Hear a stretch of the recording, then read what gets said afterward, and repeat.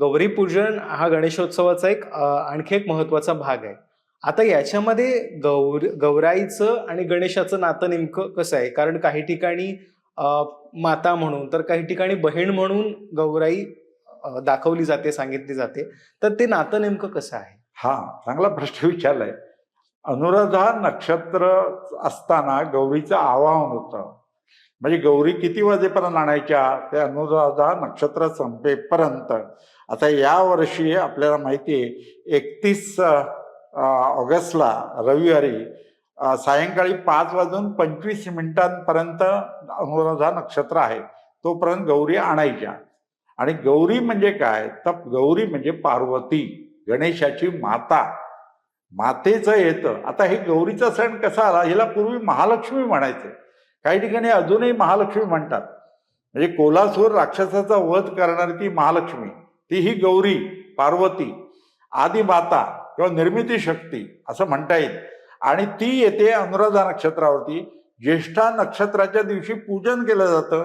यावर्षी सोमवारी 1 सप्टेंबरला गौरी पूजन आहे. आणि विसर्जन हे मूळ नक्षत्रावरती केलं जातं. आणि यावर्षी मंगळवारी 2 सप्टेंबरला गौरी विसर्जन रात्री 9:50 करायचं आहे. आणि गौरीचं विसर्जन असतं. आता काही ठिकाणी तेरड्याच्या गौरी आणतात. आपल्याला माहिती आहे तेरडा पावसाळ्यात असतो. काही कोकणामध्ये विशेषतः तेरड्याच्या गौरी आणतात. काही ठिकाणी खड्याच्या गौरी आणतात. म्हणजे नदीकाठी किंवा तलावाकाठी जायचं, खडे घ्यायचे, त्या गौरी म्हणून पूजायच्या. काही ठिकाणी मुखवटे केले जातात. मुखवट्याच्या गौरी असतात. काही ठिकाणी मूर्ती आणतात, गौरीची मूर्ती तयार करतात वर्षात.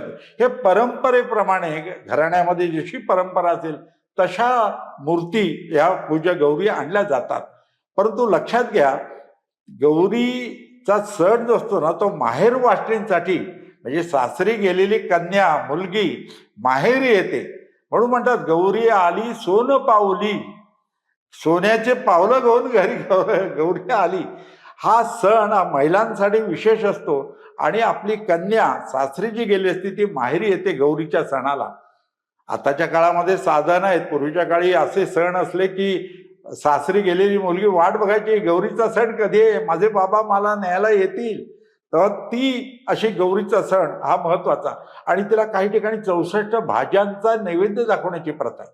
64 भाज्या, तिला विशेषतः पूर्णाचा नैवेद्य किंवा असे प्रथा प्रत्येक घराण्यामध्ये आहे. ते नैवेद्य दाखव, तिचं कोड कौतुक केलं जातं. आणि महिला वर्ग हा इतका त्या गौरीच्या सणाचं आनंद घेत असतो की गौरी आली, गौरी माया, कन्या येते घरी. ते माहेरी त्या कन्येचं कौतुक होत असतं. तिला जे आवडतील ते पदार्थ केले जातात गौरीला. आणि तो सण हा महिलांचा विशेष करून असतो. गौरीचा सण, पार्वतीचा सण. आणि काही ठिकाणी गणेश मूर्तीचं विसर्जन गौरी विसर्जनाबरोबर केलं जातं. म्हणजे माता आणि गणपती पुत्र, 14 विद्या 64 कलांचा अधिपती, ह्या दोघांचं विसर्जन केलं जातं. पुन्हा एकदा सांगतो, आपण गणपतीचं विसर्जन करीत नाही, गणेश मूर्तीचं विसर्जन करतो, देवत्व काढून घेत असतो. तर बोलताना गणपतीचं विसर्जन नाही, गणेश मूर्तीचं विसर्जन असं बोललं पाहिजे. आणि गौरी म्हणजे गणपतीची माता ती आहे. तिला पूर्वी महालक्ष्मी म्हणत असत. कोलासुराचा वध करणारी ती, अशी ती गौरी असते.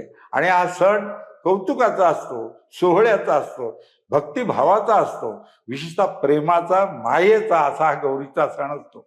म्हणून गौरीची गाणी सुद्धा किती सुंदर आहेत ना, गेय आहेत. आणि ते आनंदोत्सवामध्ये एक वेगळा आनंद निर्माण करतात. म्हणून गौरीचा सण हा महत्वाचा.